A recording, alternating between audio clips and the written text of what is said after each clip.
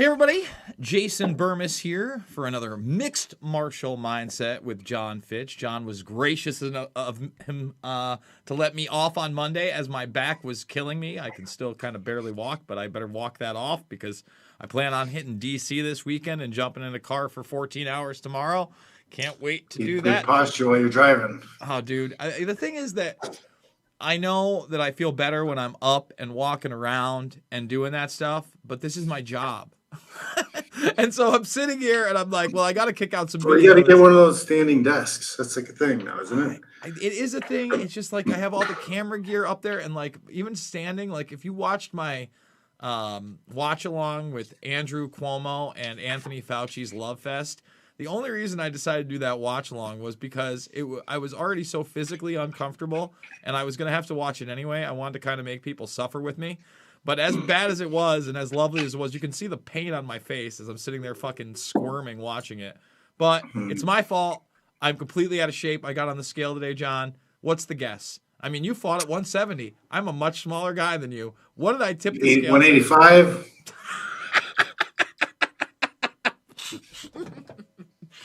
185, I'd be celebrating, friend. Oh, man. I got on there today. 210. 210, John. It's unacceptable. That's my danger zone. It's my danger zone. Or at least it used to be. I don't know. I guess as long as my body composition is good, weight doesn't really matter right now. Anytime I start tipping over 200, it's time to really, pull out the stops. I can only wake up Bible. Yeah, wake up Bible. I don't know if I need to cut the weight. I need to get some muscle back. But you've got a. I mean, you did it. You went from you can't outrun a bad diet. No, you're right. You're right. The meal plan is the core of everything. If you want to be better body composition, you want to look better, feel better, be in better health, you need a meal plan. You need to regulate your food. and it's a good idea right now too, because you can measure, you'll know exactly how much food you're eating all the time. It's a great way to it's not, I wouldn't say rationale, but I know exactly how much meat I need a week to hit my meals. I'm terribly. And then you still get your weekends to have a cheat meal. So you're not missing out. I just feel not even about I like the efficiency of it so much because it's really fast for me to cook. It's fast turnover rate from cook to have food ready. I got all my stuff in the fridge. It's ready to go. Takes me 5 minutes to get meals ready, and then I can eat fast, and my day is just on point. And then when it's time to relax and have fun, it's French style meal. And I'll eat for hours and hang out with friends and whatever. But I can do that because everything else is on point. That is the discipline of a champion, friends. There he is right there. I mean, even when, Just got to decide and do it. Just got to decide. I agree. I have no excuses. It has to. Honestly, after when you're looking at the food and you're looking at the cupcake, you just be like, I'm deciding that I'm a person who's not going to eat the cupcake. I decided right now. That's not me. I'm the person that has abs at the party. That's who I decided to be. Even in my best shape, I've never had abs. How about if you're at a party, you can have the cupcake. I'm just saying, if I am the guy without abs, I'd be happy with the guy that has a decent waistline and traps with a side. You know what? There's a guy I had on my show, Alex Feinberg. He was I'm not sure how they work, but he was a minor league baseball player. Okay. Triple A, Double A, something like that. Yeah.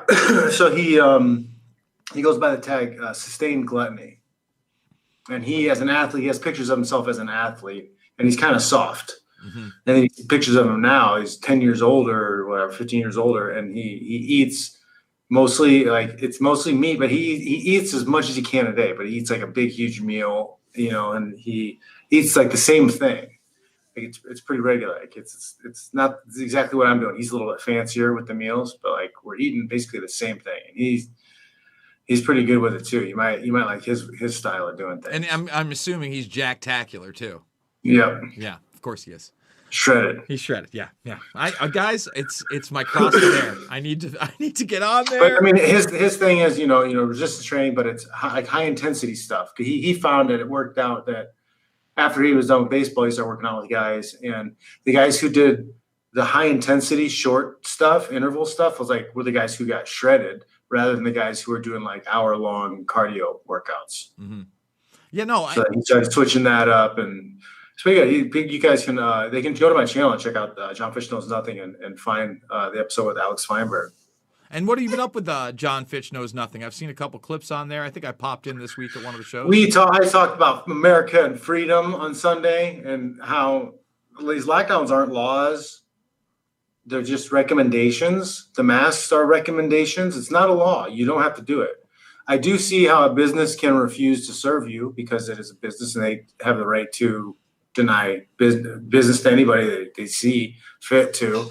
So, I see that being a problem. But anything that's, state run or operated, or if it's a church and it's not a part of the state, it's supposed to be separation from church and state, right? So then I would think, like you can't make people do anything. It's not a law. There was no vote. It didn't go to the state house or senate.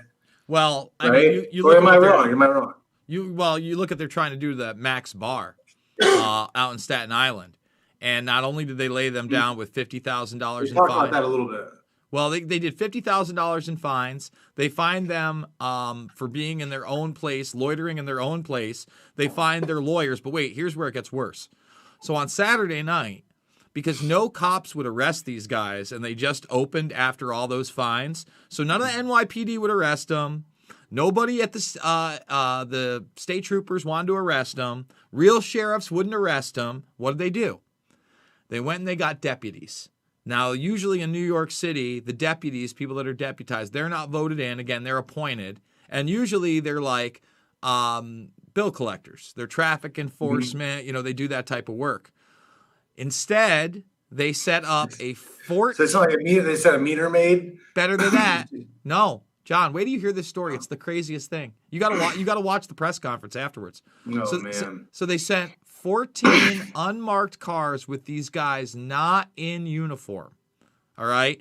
So none of these guys are in uniform. They're in unmarked cars. The guy leaves. One of the owners. Hold on. It gets crazier. The guy leaves. One of the owners. They then come at him dressed in full black and saying his name but not identifying themselves as police officers. Now, here's where it gets a little murky.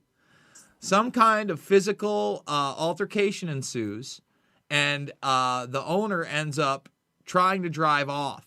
Now, originally... I heard that, and there was they say that he hit the police officer. Well, they said not only they hit him, but they put out a press release saying that he broke his leg. Now, that's completely untrue. The guy doesn't have a broken leg, and they didn't even charge him for any bail. If he had broken an officer's leg, you would talk about $500,000 bail. So they released him on his own recognizance with zero bail on top of all of this.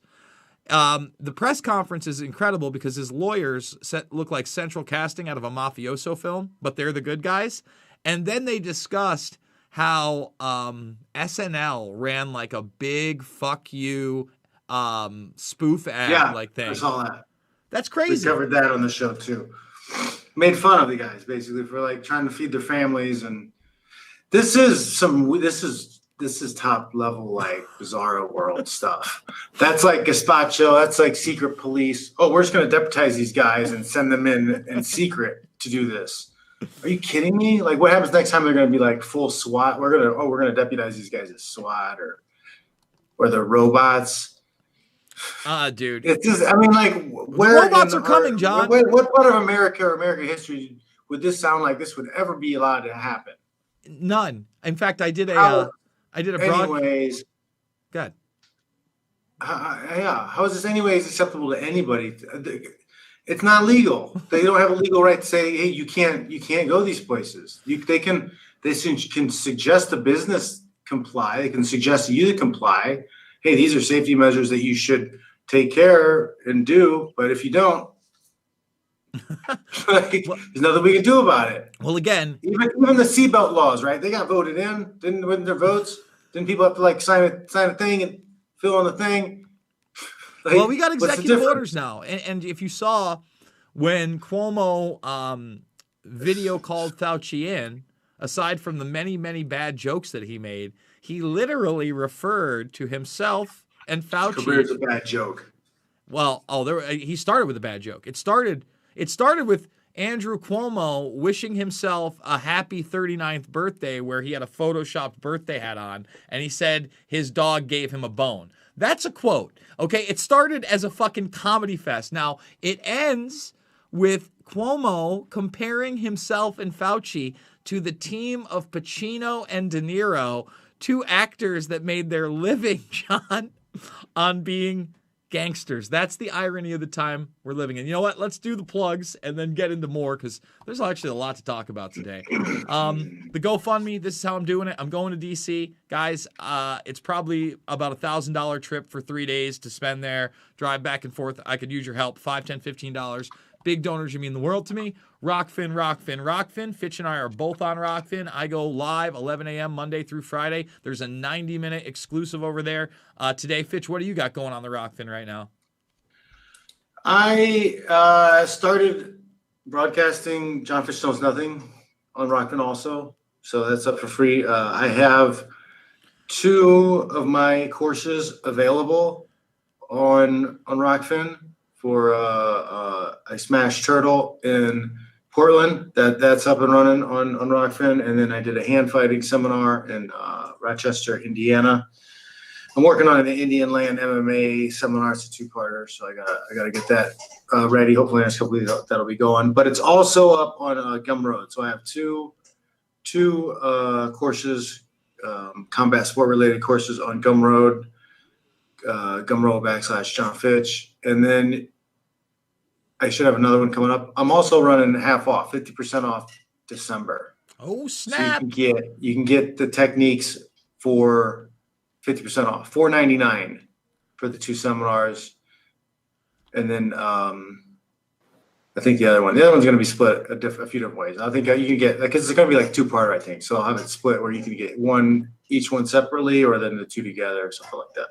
I'll figure that out. Excellent. But it'll be half off too, whatever it is. There you go. Christmas specials. JohnFitch.net is where you can find them, and the audio version of this over at thegruelingtruth.com. Before we talk fights, what do you think about the big Bellator moves of grabbing not only Yoel Romero, that actually trended, but now Anthony Johnson? That's big. Yeah, Anthony Johnson released because the UFC didn't want to use him, I guess. And they're trimming fat. And one of the things that I really would like the MMA journalists to cover in this stuff is, what are the people's contracts for getting cut? What do they look like? What's the meat being cut? I don't want to know just which name and what the rank was that was cut away.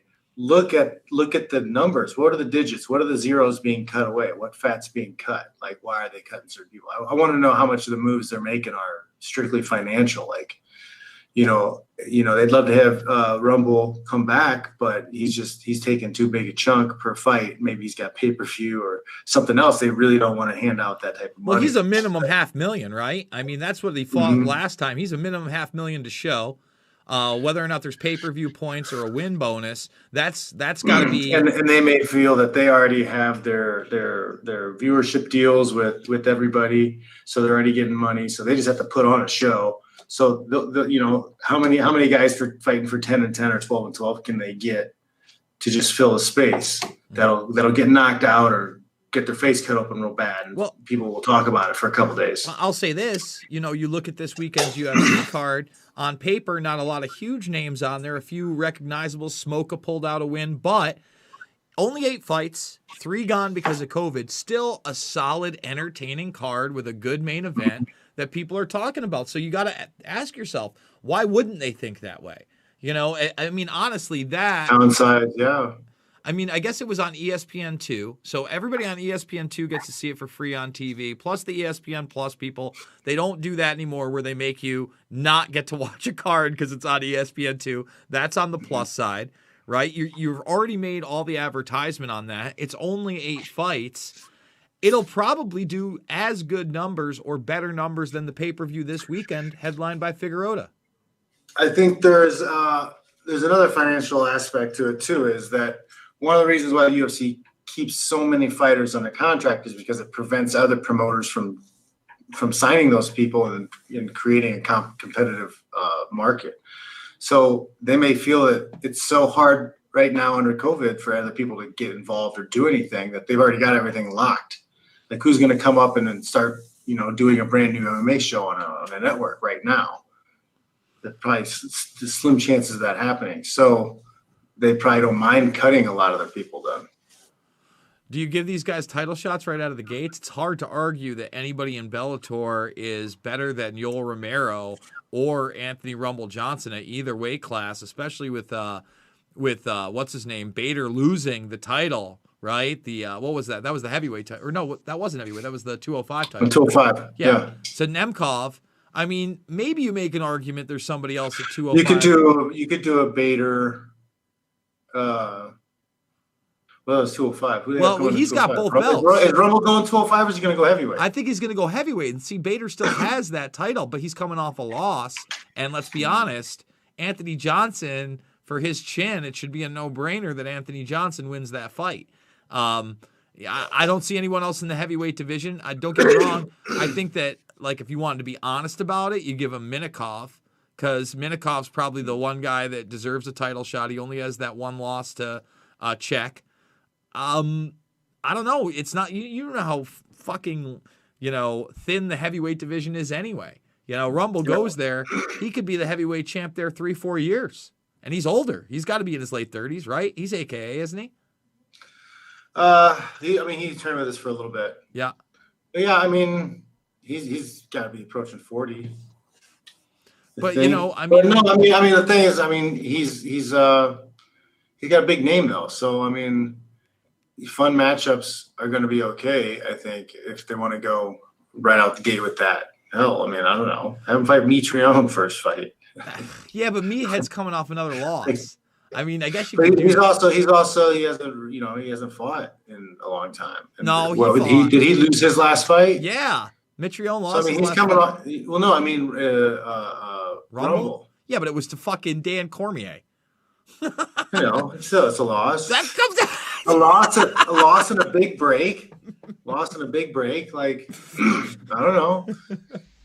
I don't know, man. I feel like just throw him in there like he's. Well, let's see what he looks like. The too. Same guy as when he stepped out of the cage. It's some time's passed. Things happen.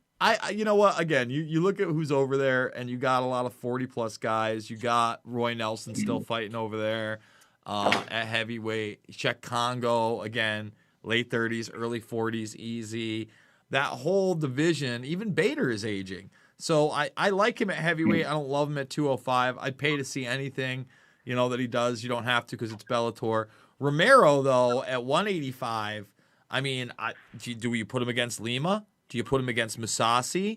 Like, Musasi, just beat Lima pretty convincingly in a pretty good fight, but it was up the weight class. I believe that was at 205. It wasn't at 185. So, Romero might be done with weight cutting. I know he's a freak of nature, but maybe he wants to go up to 205 in Bellator. Yeah, maybe he goes 205.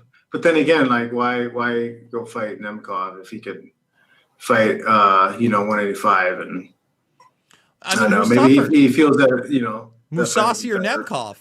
Musasi. I don't know. That's tough. Neither one is easy, but no. And that's the thing. Like, do you build him? Like, don't get me wrong. Yeah, you have him smash somebody local. Well, that's what I first, mean.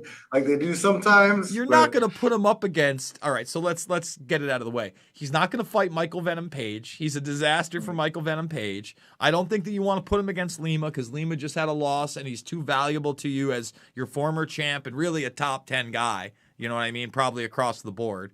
So those are out. Who's left at 185 or 205? That's an appealing. Well, Lima's going to go back down to 70. Yeah.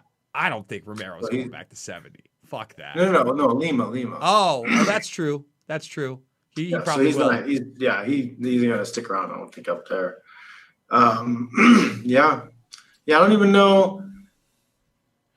Unless they throw him, Meinhof or...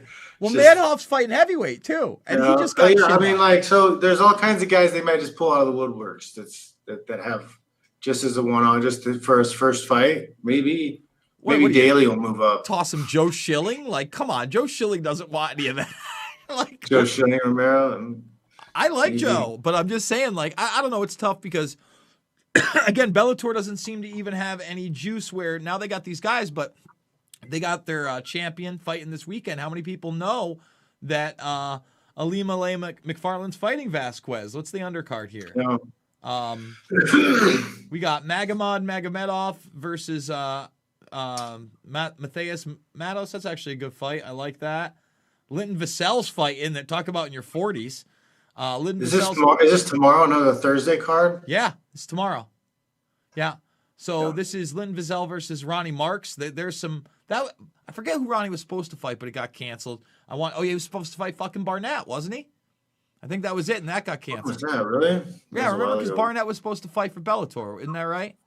They had him, and I'm almost 100%. And then they didn't even tell you until the broadcast. Is that before the COVID, or is that? Yeah, pre-COVID, 100%. Yeah, I remember that now. Yeah, they didn't tell you. Yeah, you're watching the program. They wanted you to get the pay-per-view or whatever. I don't even think it was the pay-per-view. It was just Bellator wanted you in there on TV, and they didn't tell you until right before that fight was supposed to happen. They didn't even tell you at the beginning of the broadcast it wasn't happening, and they all knew the day before. And then Franklin versus Garrett. I don't know what the prelims look like. Let's see what we got. Anybody there?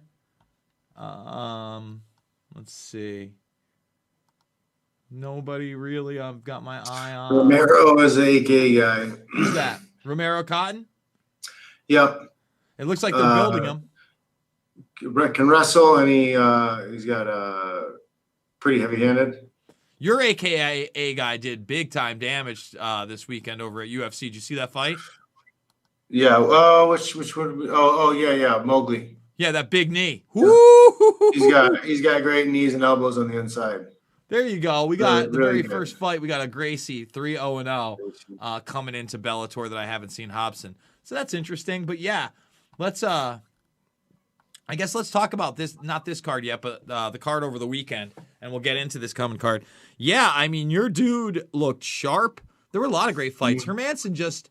I don't know, man. Hermanson was a closer fight than it looked like on paper. Vettori could have finished him off, I felt like, what was in the second round when he got that knockdown, and he ended up getting tied up. Well, what was your take on the main event? It was pretty good. I mean, it was back and forth, but one guy clearly was out striking, out landing the other guy. It was just a slow demise. I kind of lost interest in the fight as it developed because you kind of saw where it was going early, and it just kind of stayed that pace the whole fight. You're not wrong. Where it was slightly being edged at by Vettori. There were a couple times where it looked like Vettori might have been able to put Hermanson down, but then he got a little too tired. You never know what's going to happen in that final round, but good for Vettori getting the win, dominating fashion. The other highlight to me was the guy who was fighting Jaden was a pretty tough guy, and Smoka's comeback. I like that too. That was another really good one. Short card with 8 fights, but I waited to watch it, so I just fucking fast forwarded through everything. Do you think that's an issue? I mean, I don't know. Did you watch those live and have to bear through the commercials? I usually have something else on, or I'm doing something else, so I don't have to worry about it too much. And also, they had the boxing fights were on. Oh, so you were back and forth and on the boxing. I had the split screen. Oh, that makes sense. See, I didn't watch it until afterwards, so I didn't get the split screen. It just felt short, I guess, other than the main event. I'll say this before we get into it. LFA, they had the fight of the goddamn year.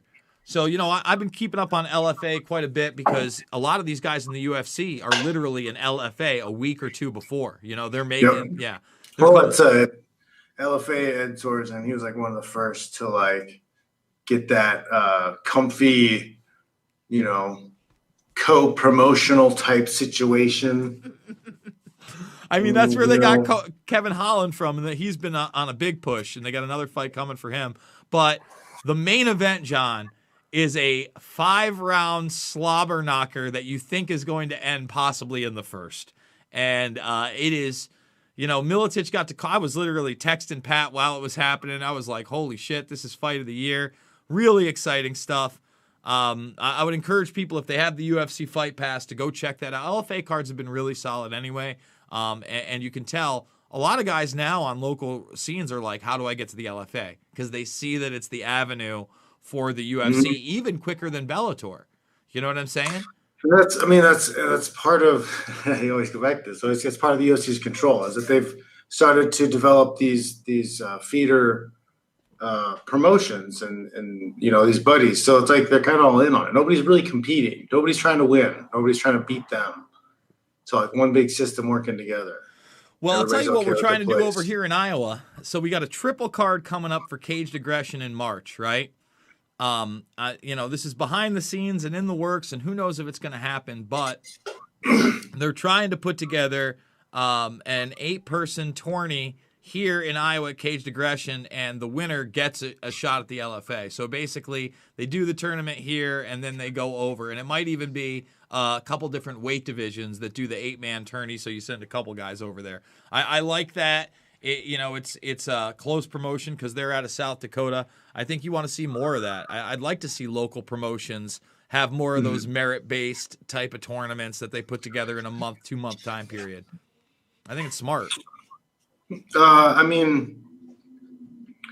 would be nice, but it's the same situation, because as you develop your fighters and they grow in that area, the bigger they get, they have to leave and go fight somewhere else in order to get noticed and then eventually make their way to the UFC, because that's the highest belt. It's the way you can make the most amount of money. So like everybody has to go there.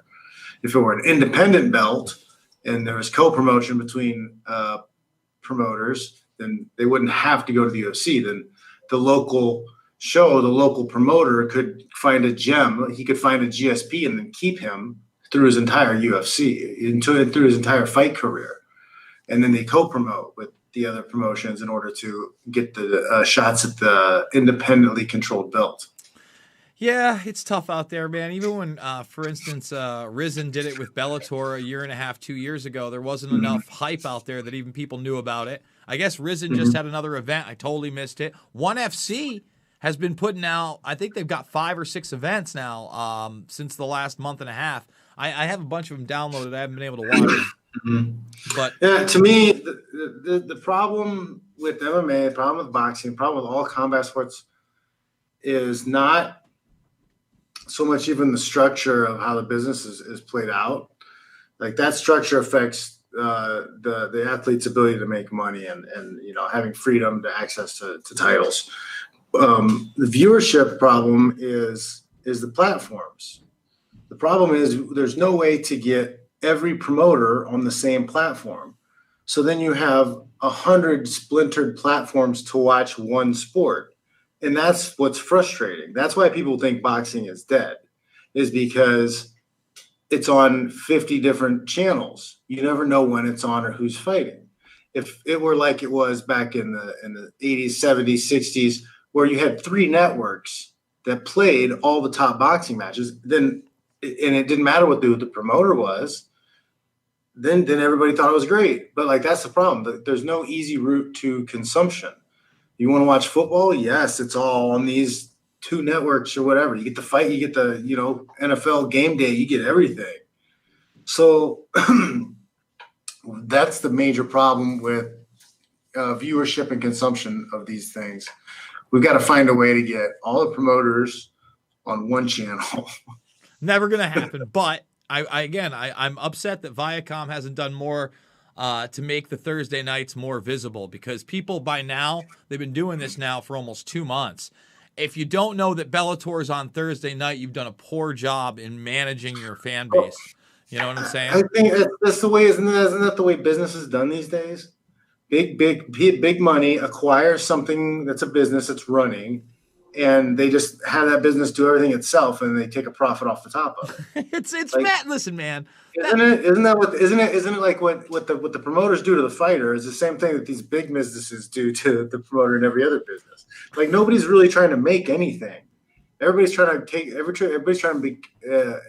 buy the thing that's being made by somebody else, and then make the person that's making it keep making it cheaper. Well, it makes sense, like for me to know why the PFL's not getting a push, right? It's kind of there as the, hey, maybe we can attract some top-level guys for this $1 million prize that aren't signed yet, and then funnel those guys into the UFC at the end of the day. Or because, let's be honest, ESPN has the rights to them. You know what I'm saying? They're on ESPN Plus. Now, as far as the foreign market, I think they have EFC on there as well. And I think they just had a big event. I saw Khabib was tweeting about it. I actually like EFC. You could easily, again, especially in this time, and if ESPN wanted to say, hey, pit other organizations against one another, well, they own 3. And they know how popular mixed martial arts is right now in this country and how much they've boosted the UFC through that pay service. It's been a very symbiotic relationship. So they could easily, through an algorithm or on the front page, pump those other 2 organizations just as much, but they don't want to. You know, they want to keep it with the UFC and their monopoly. It seems odd. I'm totally with you, John. I just don't see. I would think that, again, Viacom is competing with NBC Universal and competing with Disney. Why aren't they? You know, TNT got a little piece of ONE FC, and they never really did anything with it. You know, I'm such a hardcore fan. I would love to see just the slightest promotion so somebody else is telling me about these fights that are on obscure nights, or, oh, I can't wait to see this guy. And I just think they failed altogether at it. You know, you talk to the casual, it's UFC or nothing, right? Mm-hmm. Yeah. I would like just an alert, a Google alerts on the fights when they're happening. Which ones are happening where. You got to figure that out. If I could just get pinged, like, oh yeah, this fight is on this day. You got to follow hashtag MMA Twitter. You can never find it unless I'm like, yeah. You build the app, the Fitch social app. You have all the fighters, their profiles. You fucking manage it through that. I love every bit of it. All right, let's see what we got for early prelims on this thing. I haven't looked at this yet. Chase Hooper's fighting. He's Hooper. It's gonna be fun. Okay, He's, actually Peter Barrett's guy. tough. I don't know the other dude, but at least they got a black and white picture of Jared Vendera. About time, UFC. Let's see if we got anybody blacked out.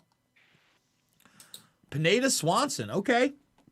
That, to me, makes sense as a prelims main event. Okay. Cub Swanson, veteran. Daniel Pineda, somebody I know. Featherweight bout, exciting. Maybe get me to buy that pay-per-view. Kenzie Dern. Yeah, I don't know what the other chick is. I know she probably beat me. Who? Verna. Yeah. Verna. Jandaroba. I don't know her. Verna Jabroni. Gavin Tucker. I like his name. She's tough. Tisha Torres is tough. I don't know much about Sam Hughes.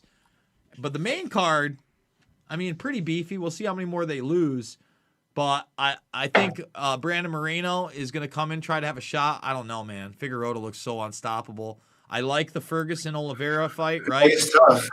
Oliveira's on a 7-fight win streak, you know? And catching Tony Ferguson after that last fight where he could barely walk at the end. Does he got the most submission finishes? He might. Charles Oliveira? Yeah, something like that. He's got that fucking arm and guillotine that's something special. He really, with those long arms and limbs, is able to crank that out. Renato Moicano I actually like. I don't know much about Fiziev. This I love. So, I mean, this is actually a main card I'm into. Kevin Holland Kevin Holland. That's going to be fun. Dude, that's a great fight. Listen, Kevin Holland wants to act like he's a top 15 guy.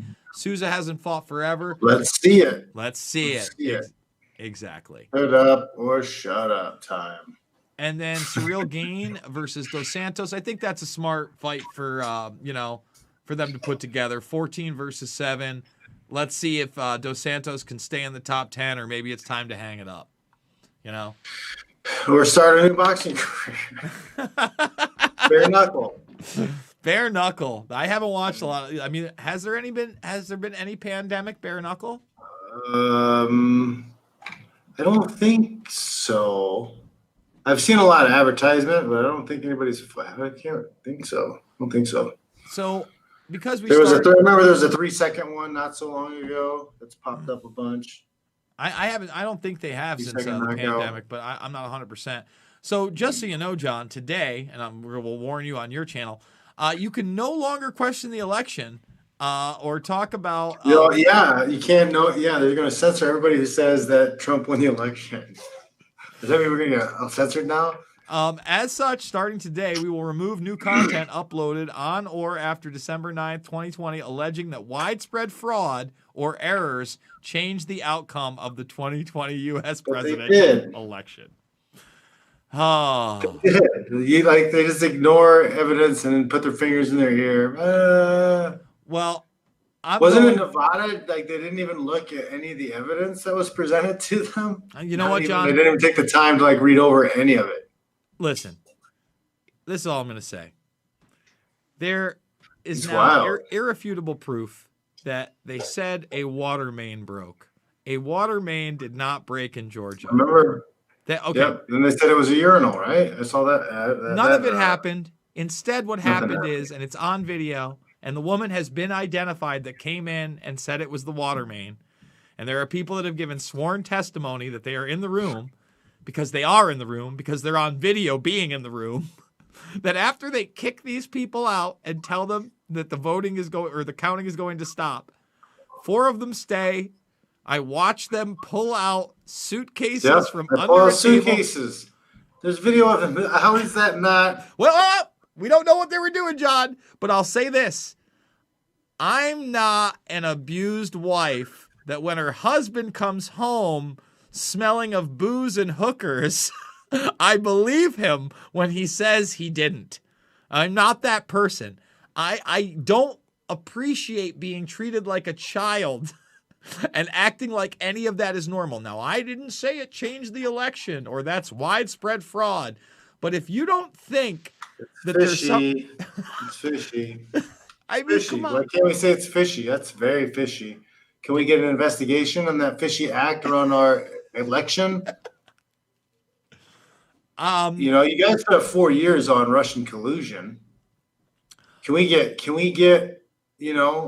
a couple weeks, 4 weeks on the mysterious table and luggage?